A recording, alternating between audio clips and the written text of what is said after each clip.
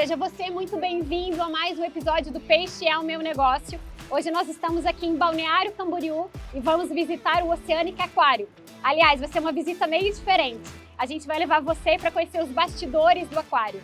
E dessa vez eu não estou sozinha não. A gente está com uma especialista, ela que é engenheira civil, professora da UFSC, uma das nossas colunistas da Aquaculture Brasil, tratamento e reuso de água na aquicultura e também é uma das anfitriãs do Mulheres do Aqua. Cati, seja muito bem-vinda ao Peixe é Meu Negócio. Ai, obrigada, Fernanda. Com muita alegria que eu estou aqui com vocês hoje para a gente conhecer um pouquinho mais sobre os bastidores do Oceanic Aquário, que é um aquário de visitação pública e que tem todo um sistema de suporte à vida para dar saúde e bem-estar animal para esses animais que ali habitam. Então, os sistemas de suporte à vida são comparáveis com o sistema de recirculação aquícola que a gente trata tanto na coluna como também nas aulas na graduação e na pós-graduação. Então, vai ser uma alegria imensa estar com vocês nessa visita. Tenho certeza que a gente juntos vai aprender muito. Vamos lá?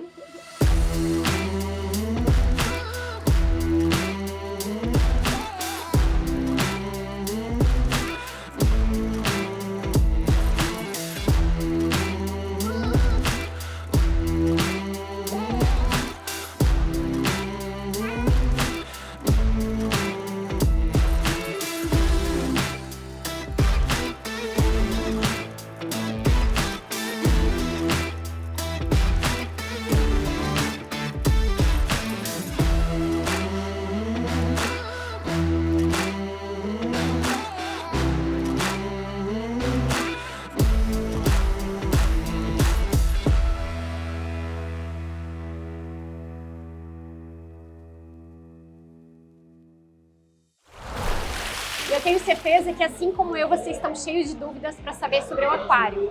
Então, o Lucas vai tirar várias dúvidas para a gente. Lucas, quantos litros de água tem no aquário inteiro?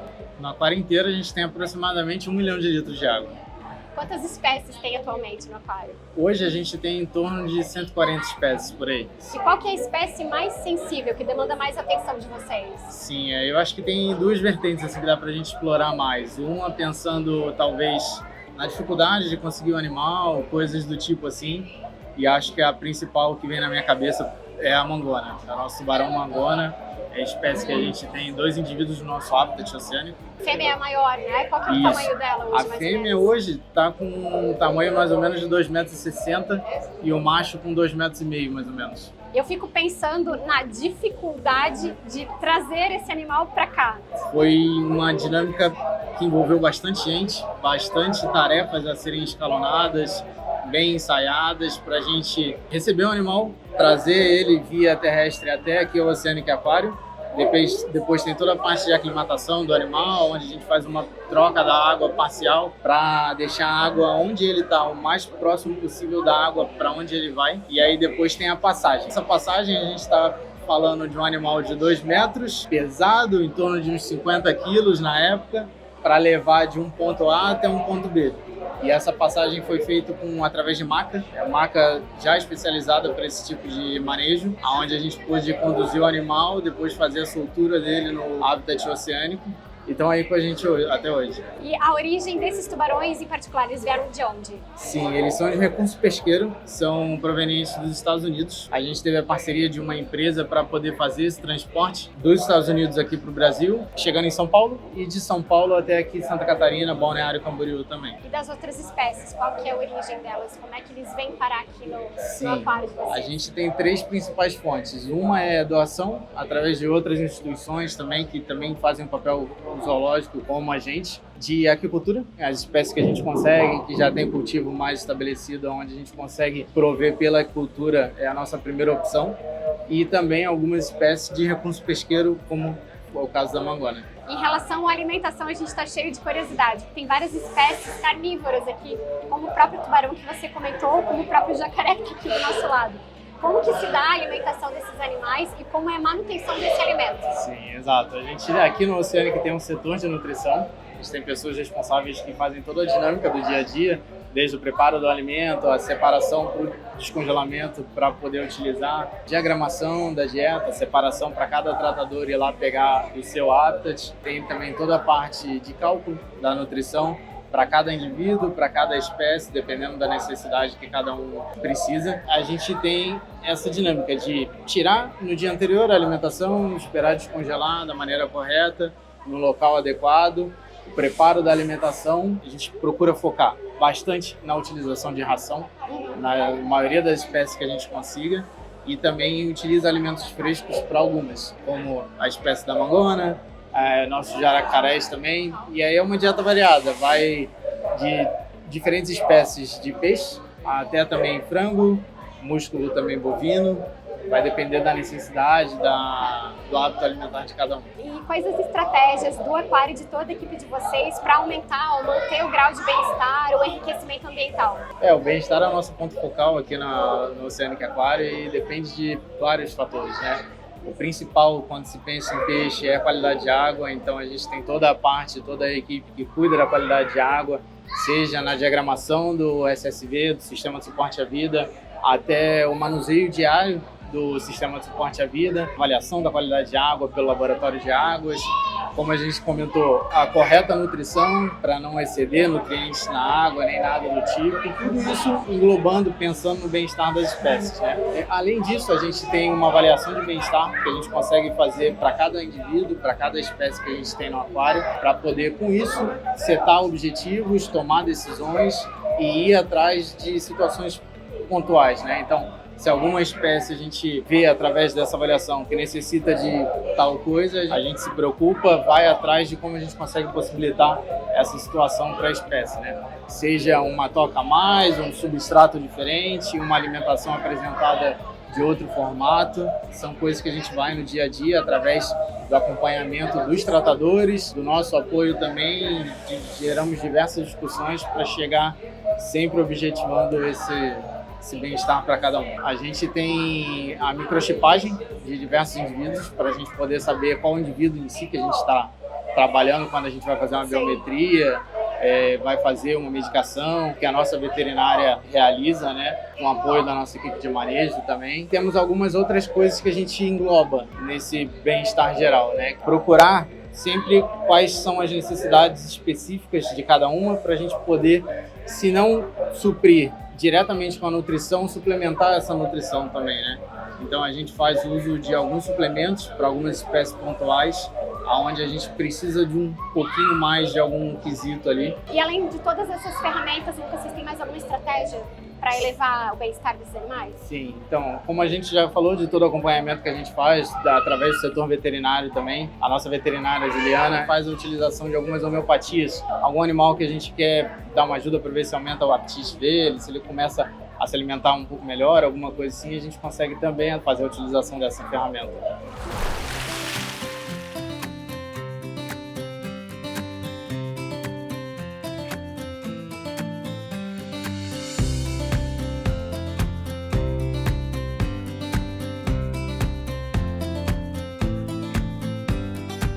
Miguel, como que vocês fazem a limpeza das estruturas desses habitats com maior volume de água? Então, o SSV também é responsável pelos mergulhos aqui no Oceanic Aquário. O pirarucu, lá no Oceânico, na lontra e nos pinguins, a gente faz o processo de limpeza interna, com a roupa de mergulho e tal, e assim por diante. Então, aqui no habitat dos pirarucu, tem um dia da semana que é a limpeza do visor, a parte do vidro, outro dia da semana é a limpeza da cenografia, a parte do fundo, dos troncos, e mais um dia da semana é a parte de sifonagem, onde a gente usa a própria força da água, a gravidade, para retirar a parte de matéria orgânica que fica incrustada no substrato do habitat.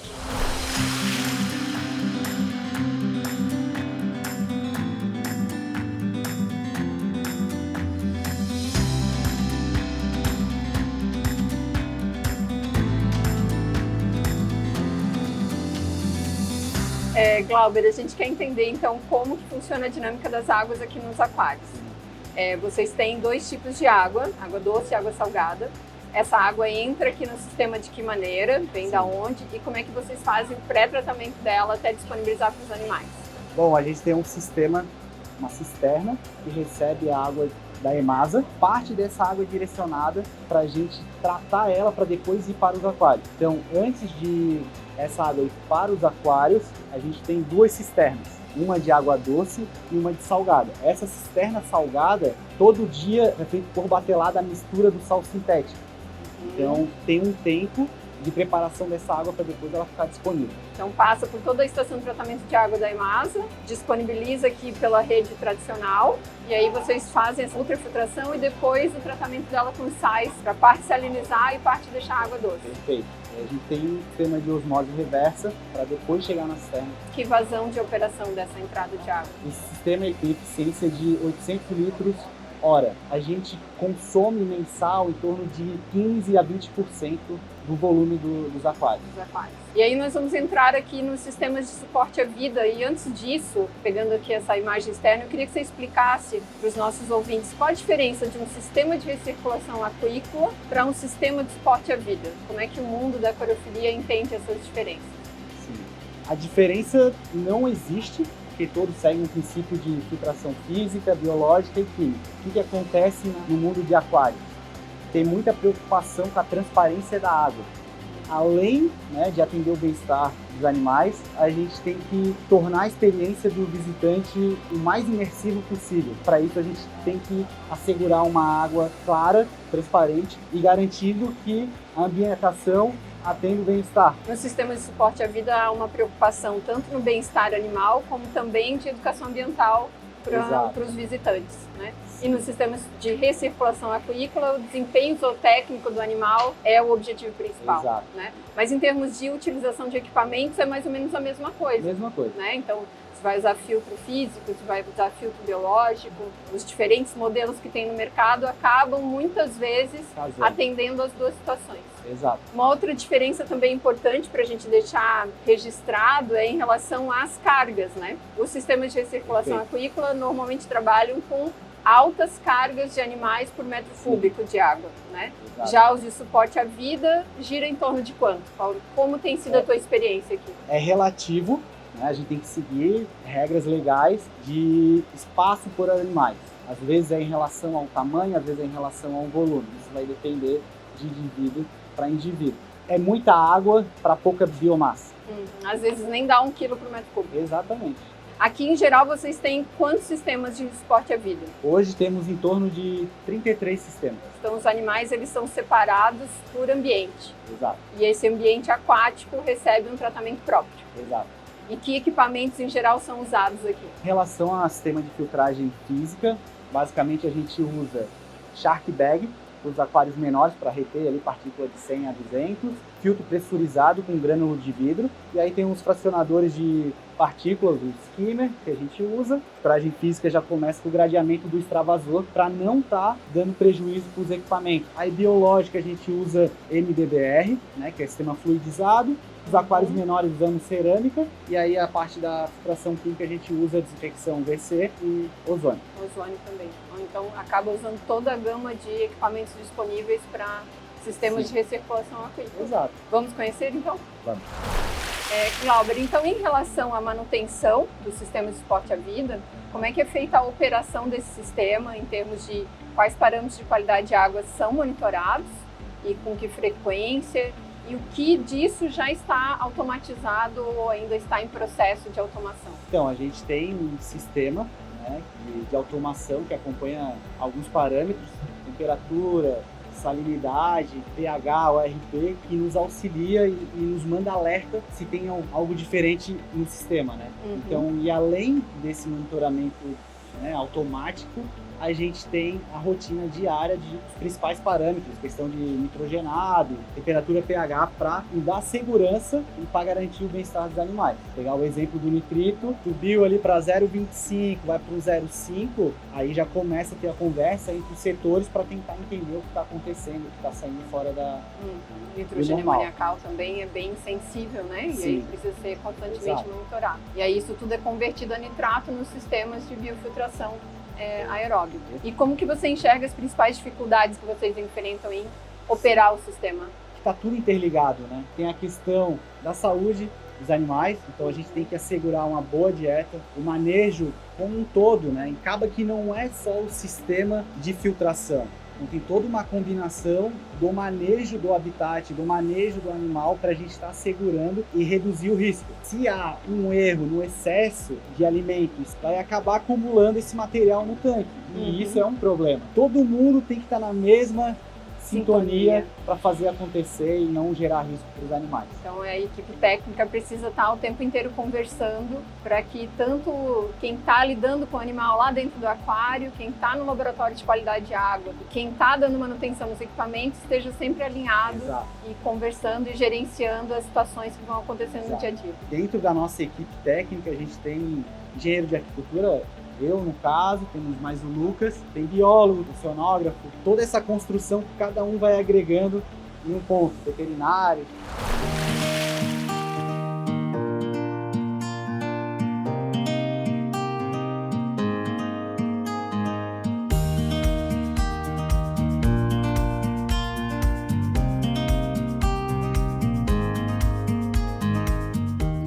Qual que é a importância do aquário para a educação e conscientização ambiental das atuais gerações e das futuras também? Essa pergunta é ótima, Fernanda, porque a gente acredita que o conhecimento é uma ferramenta poderosa na mão de qualquer geração, né? E isso produz educação. Quando você conhece, quando você vê o animal, de onde que ele veio, como que ele vive, do que ele se alimenta, então você passa a conhecer aquele animal. E aí quando você conhece, você sabe como cuidar. Né? Então aqui no aquário a gente tem mais de 140 espécies para as pessoas conhecerem. Algumas estão em extinção, inclusive como os axolotes. Quando você conhece, quando você vê, você sabe como cuidar. E a gente tem uma ferramenta também que chama Gotas Fazem o Oceano, que é um projeto educacional voltado para as escolas, com visitas guiadas, onde elas vão ter detalhes, características, né, de cada espécie, de cada aquário, os habitats, os recintos, e o que cada um de nós, das gerações que já passaram, das que estão por vir, podem fazer na questão da conservação das espécies, né, na questão desse cuidado com o meio ambiente de um modo geral. Porque a gente precisa, um precisa do outro, na verdade, né? Então a gente acredita que a educação, ela é uma ferramenta transformadora e que a gente precisa muito nesse sentido de aquários e zoológicos também, né? Das pessoas conhecerem, saberem, para poder cuidar também. E aí, cada um fazendo a sua parte, vai ser bom para todo mundo. Sem dúvida nenhuma. E tem novidade vindo por aí? Pode dar um spoiler de novas atrações do aquário? A gente está sempre inovando, né? O Kiko Birger, que é o nosso CEO, ele está sempre com muitas ideias, querendo fazer sempre muitas coisas acontecerem. Então a gente está nesse momento, né, em reforma no aquário. A gente tem um habitat que chama Mangue, então ele está sendo ampliado para receber um animalzinho. Todo mundo aqui no litoral adora, né? Que são as capivaras. A gente tem 3 filhotes que foram resgatados. Então assim que o nosso habitat estiver concluído, eles vão ser transferidos para cá num ambiente amplo, com água, na verdade, tudo que eles precisam. Porque esses animais resgatados, às vezes, bota de volta na natureza. Depende do animal, né? No caso dessas capivarinhas, elas não podem ser devolvidas para a natureza. Elas não sobreviveriam, né, sozinhas. E nós da equipe da B queríamos agradecer imensamente, fomos muito bem acolhidos por toda a equipe e vocês que estão aí não fazem ideia de quantas pessoas são responsáveis pela manutenção de todo esse aquário. Então são cerca de 22 pessoas responsáveis pela parte técnica. Vamos ver se eu lembro de tudo. Vamos lá. Técnico ambiental, técnico em aquicultura, oceanógrafo, biólogo, engenheiro de aquicultura, médico veterinário. Isso aí. No total, a gente tem mais de 100 colaboradores. Então, a gente também quer agradecer muito a visita de vocês. Foi um prazer receber vocês aqui. E eu quero deixar um convite. Venham nos visitar o Oceânica Aquário. Já fui. Não, vem de novo, que você vai ver que tem muitas novidades. Tem novidades chegando. Eu mesma já estive aqui. Em Viu 2020, a diferença? Mudou muito. Eu acho que é um baita de um passeio, tanto para crianças quanto para adultos. A família toda se diverte, né, na verdade. A gente está em Balneário Camboriú, na rua 4000/Sul, horários, valores, enfim, acessa nossas redes sociais, @Oceanic Aquário, ou também, né, no site oceanicaquario.com.br, você vai ter todas as informações. E é super acessível, bem pertinho da BR, né? Bem tranquilo de chegar, não precisa estar em Balneário para visitar. Eu quero dizer, olha, foi a primeira vez, hein, que alguém veio aqui e a gente permitiu que mostrasse o nosso sistema de suporte à vida. Então vocês estão vendo muita coisa aí em primeira mão. Muito Obrigada, tá? Obrigada mesmo, a nossa equipe agradece demais. Obrigada. E aí, pessoal, gostaram desse episódio? Olha, eu acho difícil quem não tenha gostado. Mas deixa aqui embaixo nos comentários se vocês quiserem ver mais detalhes do aquário, que tem mais coisa para mostrar, né, Miguel? Positivo. Acompanhe. Deixa aqui embaixo, então, nos comentários se vocês gostaram desse tipo de conteúdo. Não esquece de curtir e para continuar navegando aqui nesse conteúdo da B, não esquece de se inscrever. Até o próximo episódio.